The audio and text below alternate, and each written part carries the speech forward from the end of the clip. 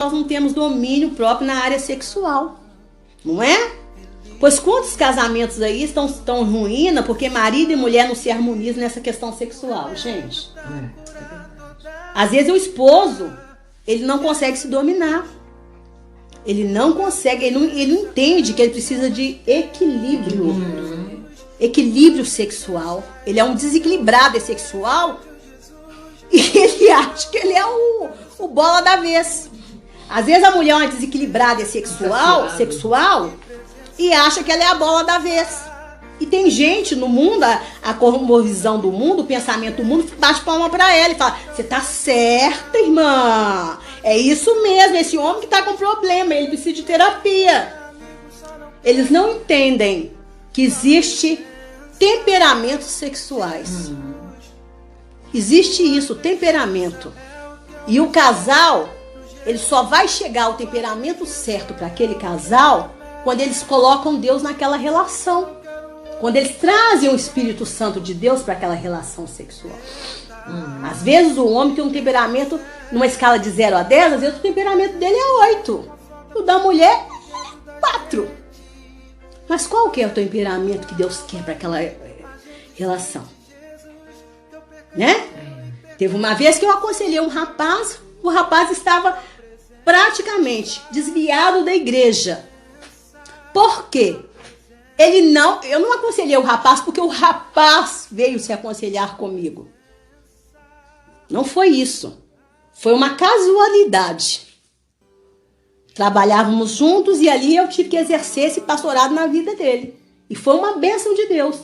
Porque ele falou assim: eu estou afastado da igreja. Eu falei com ele assim: Aí eu peguei e comecei a falar. Deus me usou com o dom da ciência, que é o dom do conhecimento. E eu comecei a falar coisas sobre a vida dele. Ele falou assim: é justamente por isso que eu afastei da igreja. E o rapaz, dentre outras coisas, ele acabou me confessando isso. Ele afastou porque ele traía demais a mulher dele. Mas muito a mulher dele, porque eles não se harmonizavam sexualmente. Eu falei com eles: você é desequilibrado sexualmente. E você tem que pedir ao Senhor para colocar um tempero certo no seu casamento, um tempero sexual certo. Quem falou com você que o seu é que é certo e o dela é errado? Quem falou isso para você, rapaz? Busca o Senhor. Você já foi diácono de igreja, presbítero de igreja. Pede o Senhor, ajoelhe e pede o Senhor, pede o Espírito Santo para te renovar e trazer para vocês esse equilíbrio. O tempero certo para o casamento de vocês. Se for o seu, vai prevalecer o seu. Se for o dela, vai prevalecer o dela. Ela vai harmonizar com você. Porque o Senhor não quer desarmonia entre o casal. E foi um mês de oração. Sabe o que o Senhor fez? O Senhor transformou ele no temperamento dela. Ele que estava fora. Ele que estava fora. Fora do padrão. Desequilíbrio sexual. Desequilibrado sexual. E às vezes esse desequilíbrio vem por causa de uma molestação que a pessoa sofreu na infância. Por causa de pornografia, foi introduzido na pornografia cedo demais. E a pessoa não sabe.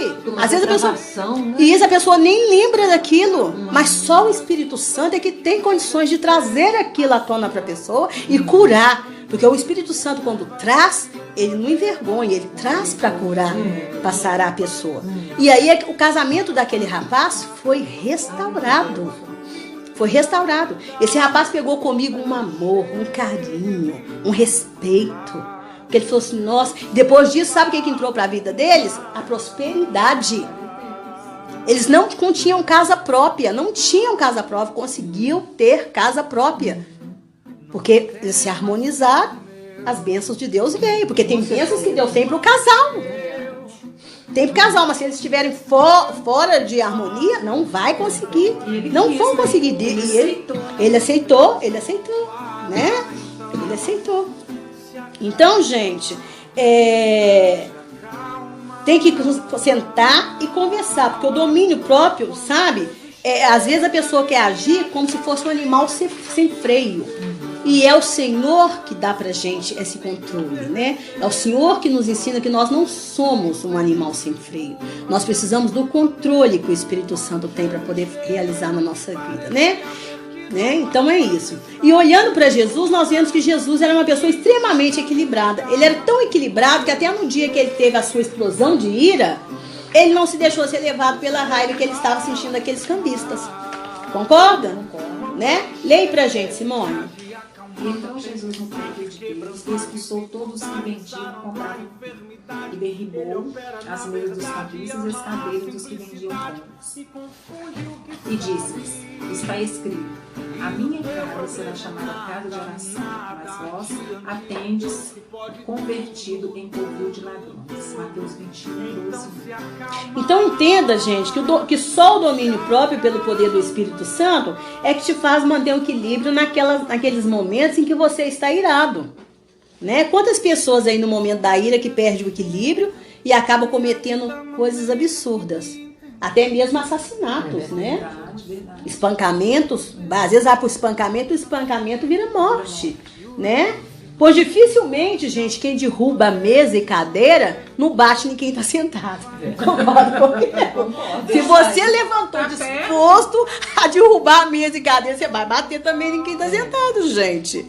Mas Jesus só derrubou aquilo ali. O texto não fala que Jesus bateu em ninguém, gente.